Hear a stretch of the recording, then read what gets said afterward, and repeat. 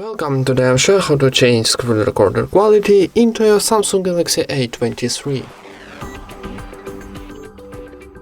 First of all, find into your phone Xrecorder application, this one.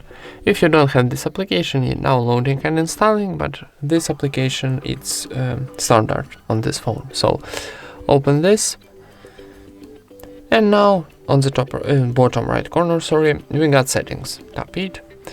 And here choose video settings, and now from the list choose your quality, and for example wanna 16 megabits per second. Choose this option, and it's safe. For saving this option, need OK button here, and it's safe automatically. And that's it.